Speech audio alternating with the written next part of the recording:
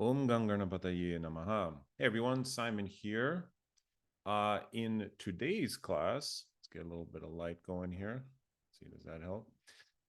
In today's class, I'm going to teach you a novel and maybe groundbreaking method, I don't know, of reading the effects of the nakshatras, every single one of their effects in your chart. Now you're going to say, well, wait a minute. There's some nakshatras that aren't occupied. They're just sitting there in my chart doing nothing. Wrong, I say. They are doing something, and you can find out exactly what they're doing. And this will help you to really learn the effects and the secrets of the nakshatras through looking at your own chart. So let's dive right into it. By the way, who's this guy behind me right here with his hair on fire? That is Lord Agni, the deity of the nakshatra Kritika.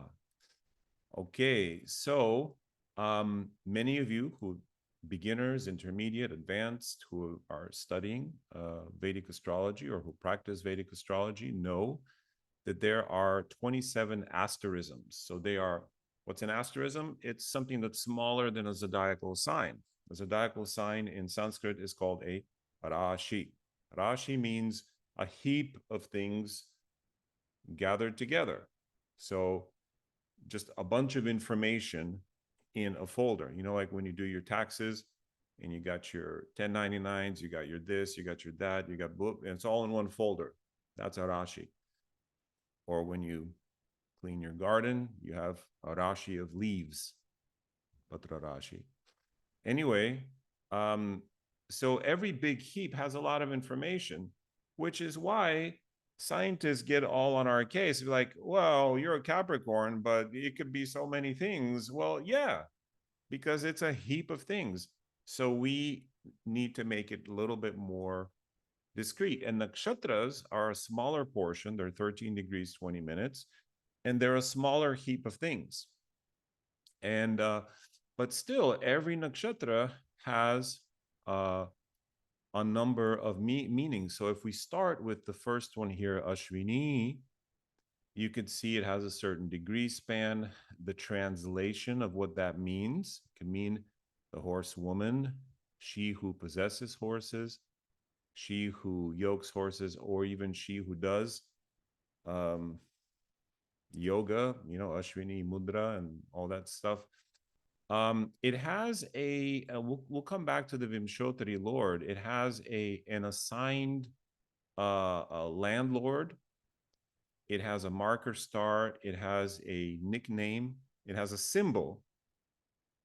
Every nakshatra has a symbol. This one is the horse's head. It has a deity, and perhaps most important is the deity of the nakshatra. Most important in terms of understanding the meanings and what it does in your life. And so I'm going to get to, so somebody maybe can do us a favor and put the where the video actually begins, giving you the secret technique of how to read the nakshatras. But I think this is important to know beforehand. So there is a deity, there's a Shakti. What that nakshatra does, in this case, it allows you to reach things quickly for Ashwini. Then it has a basis above and below.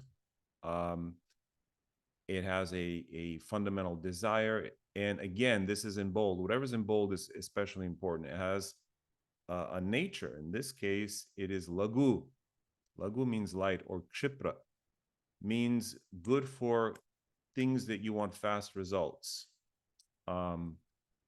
It has an Ayurvedic nadi. It has a quality, sattva, rajas, tamas, a yoni. It has letters of the alphabet. You could see this is becoming a pretty big heap, isn't it? And so forth. And it goes on, right? Direction and so forth. So every nakshatra has a lot of things. What in previous videos, I think I've hopefully have encouraged you not to see the landlord of the nakshatra, in this case, the Vimshotari lords, as having any symbolism that directly applies to the nakshatra. For example, Ashwini is not ruled by Ketu, it's presided over it because of its Vimshotari, its position in the Vimshotari Dasha scheme. But Ketu symbolism doesn't relate to Ashwini. Ashwini has to do with optimism and getting things done quickly. The Ashwini Kumaras are go-getters. They wear gold. Like if they were modern guys, they'd be like these, I don't know, Jake Paul kind of people with, or people with gold chains and like getting stuff done. It's also a healing nakshatra. And Ketu really doesn't have a lot to do with any of that. Ketu is about disassociating yourself completely from the world. Ashwini is about reaching your goals and getting, getting ahead in life and so forth. And of course, yes, it has an association with healing and so forth. So I'm not going to go into that argument again, but because you're going to say, well, wait, what about this guy behind me? Kritika is ruled by the sun and it's fire. Well, yes, the sun is the landlord, but the reason it rules fire is because of Lord Agni, not because of the sun. So some nakshatras will dovetail with their Vimshotari Lord landlords. Most will not. Okay? So be careful of that. Don't say Mercury rules Ashlesha. Mercury has nothing to do with Ashlesha. It's just a placeholder for the Vimshotari Dasha scheme. All right?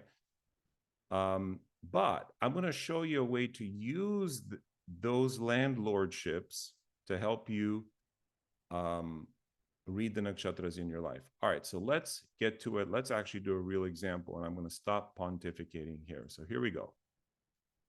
I just did a video on World War III, and I put the charts of a few countries up here, and one I didn't look at was the chart of Russia. So we might as well do this one since it's on the screen. Now, here's the technique. I'm not going to do slides or anything. I'm just going to tell you, old school. All right, so sit down and take notes. Get one of these. This is called a pen.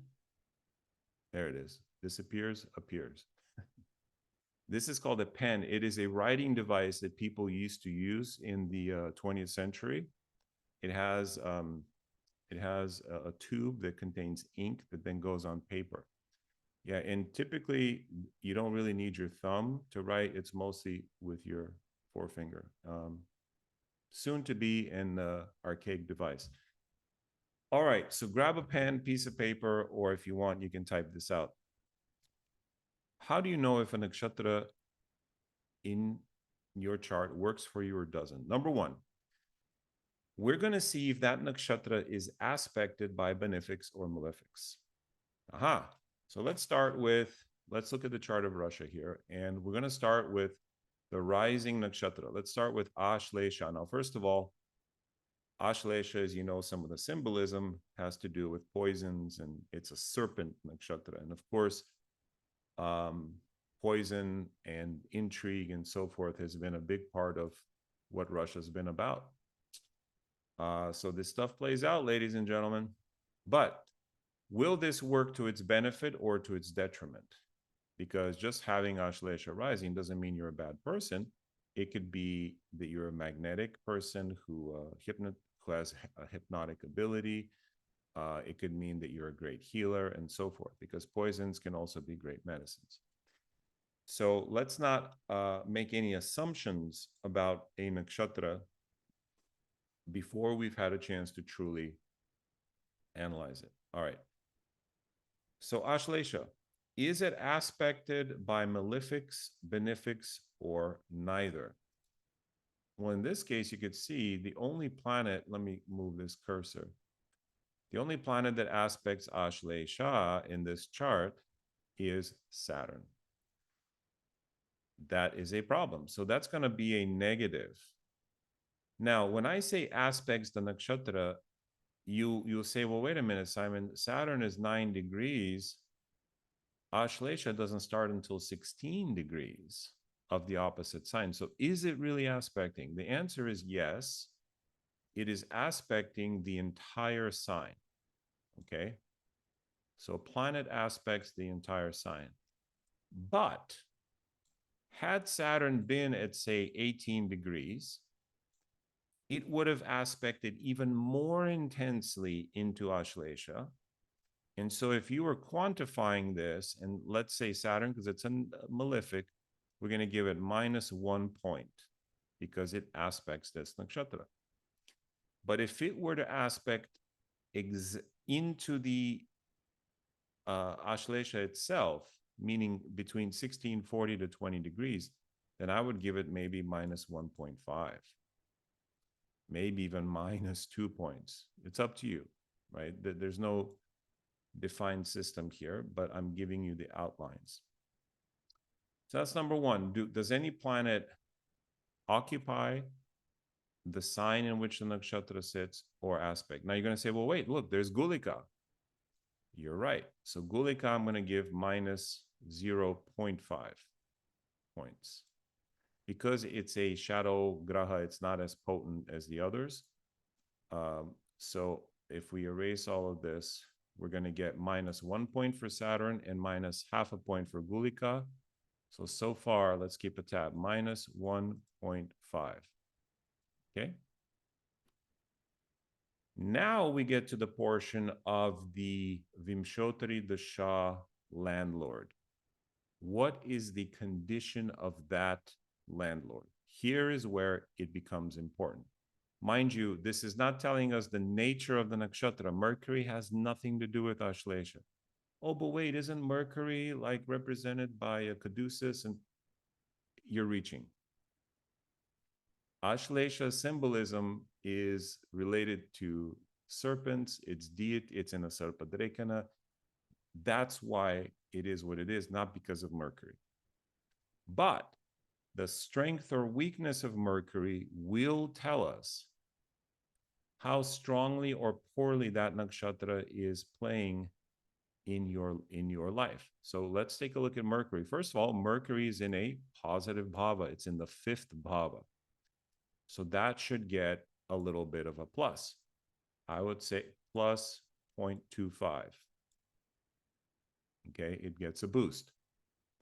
Mercury, furthermore, is retrograde. Now, what do we do with that? Well, a retrograde planet is bright, so it means it's strong in the sky. It's an added strength in the Shadbala, so that's an additional 0.25, but it's unpredictable.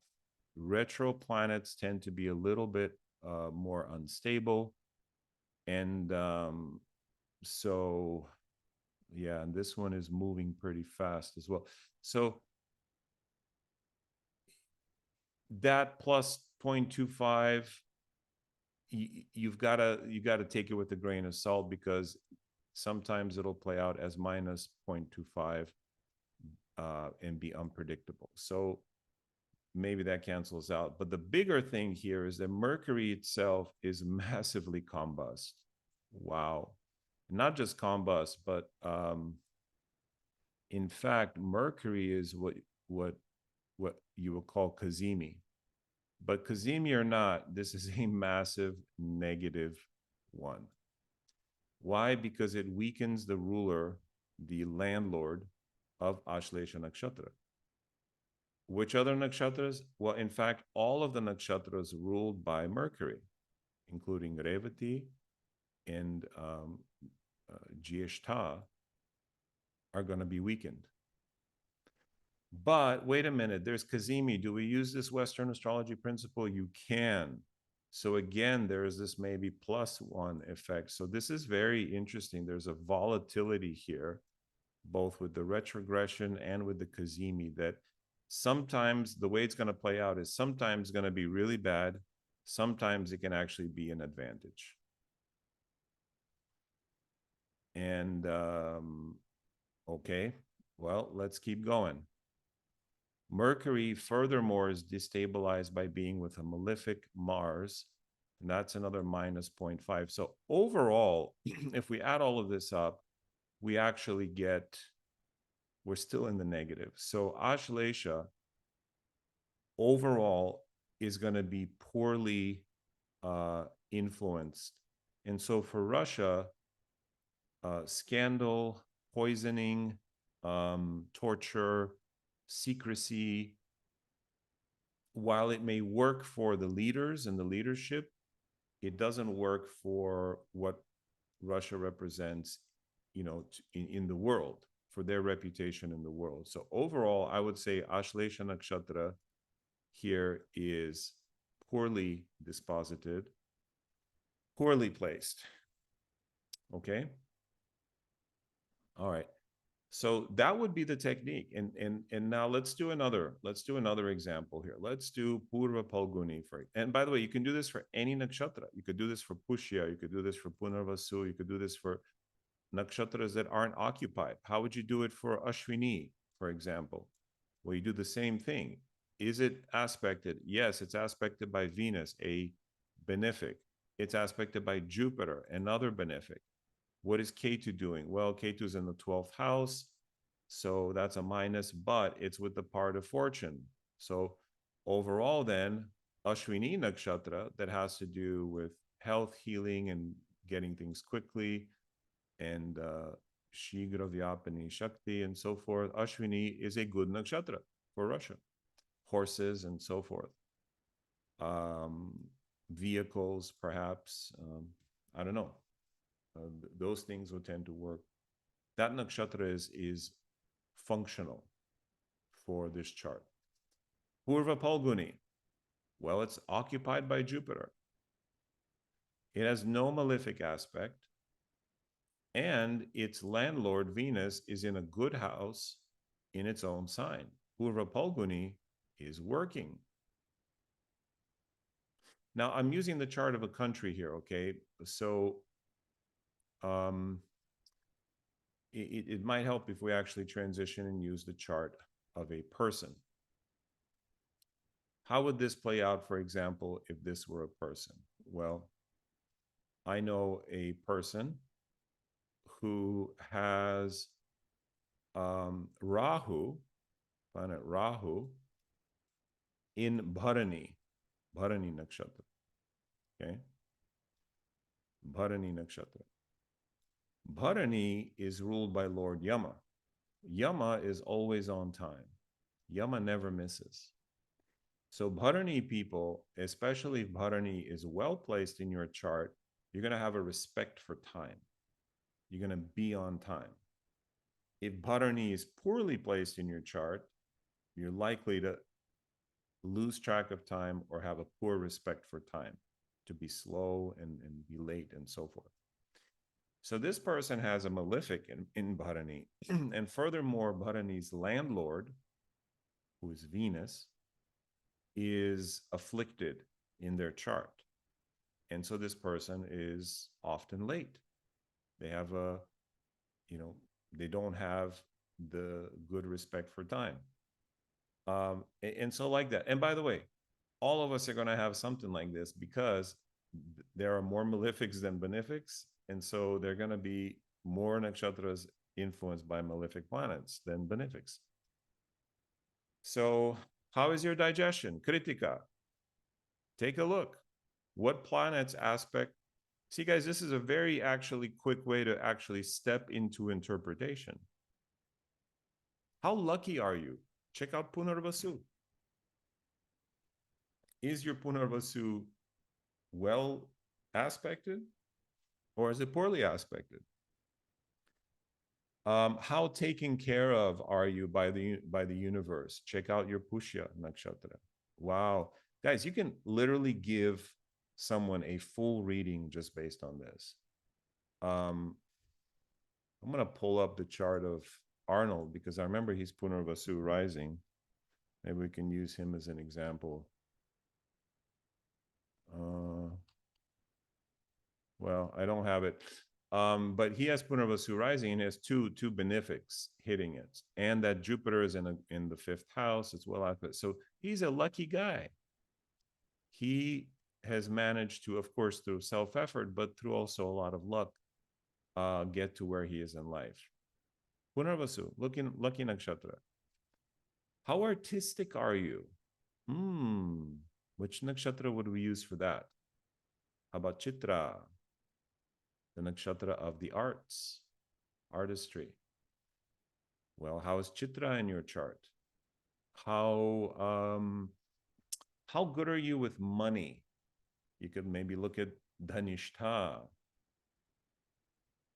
And let's see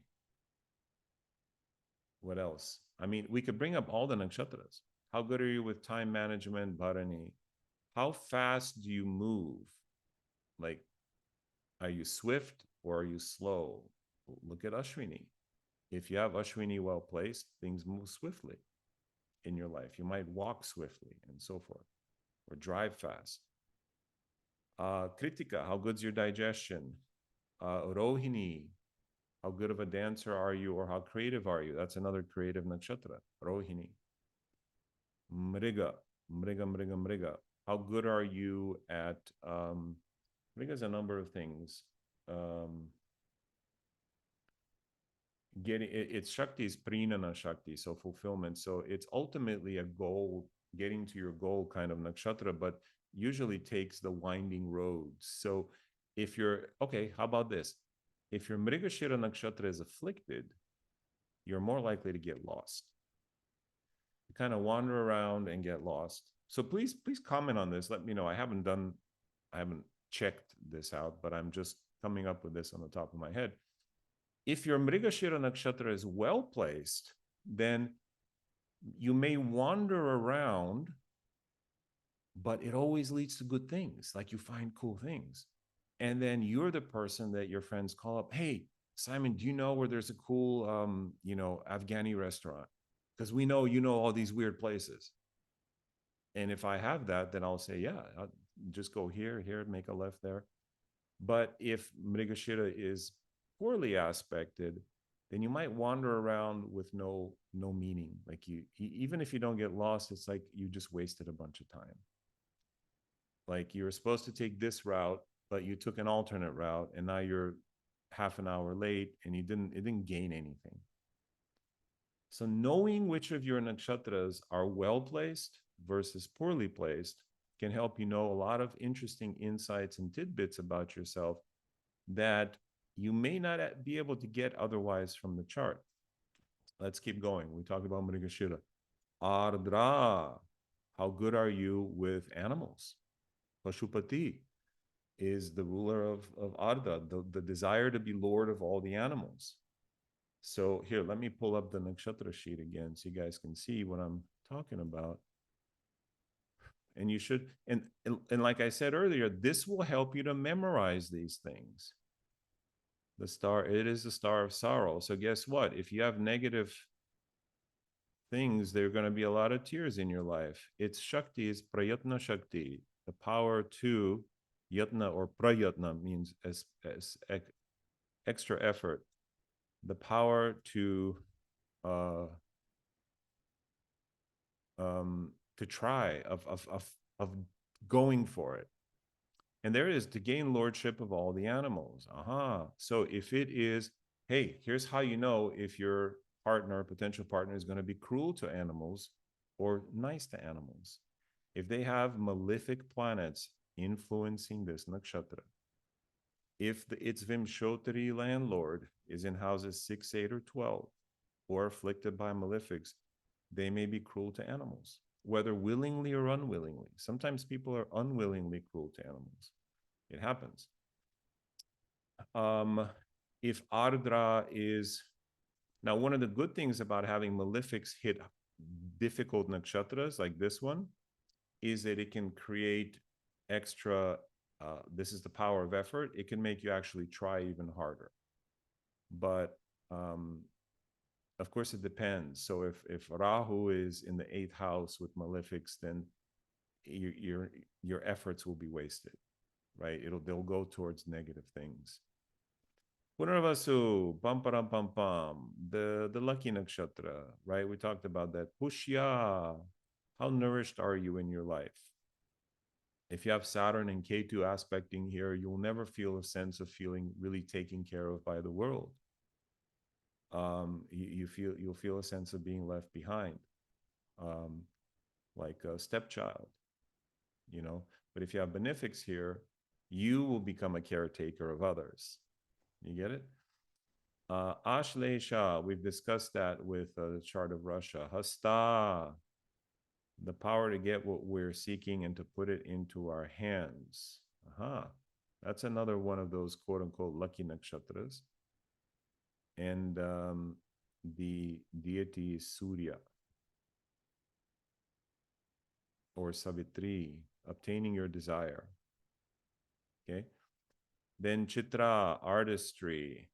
Swati, the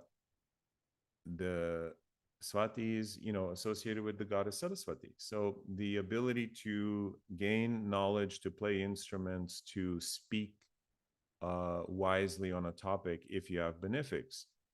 To have freedom in your life. Swati is the power to scatter like the wind, to go wherever you want. You show up at the airport and you close your eyes and you go, I'm going to go here. When benefics influence Swati, it always works for you. When malefics influence it, you're going to wander aimlessly, kind of like Mrigashira. Then Vishakha, the power to achieve many and various goals in life, and so forth. I think you guys get the point that depending on the aspect to a particular nakshatra and how its landlord is doing, that's how well that aspect will play out in your life. So if you have questions or comments, maybe the ones that I didn't do, go ahead and leave them in here. And we'll see you in the next video. Hope this helped. Namaste, everyone.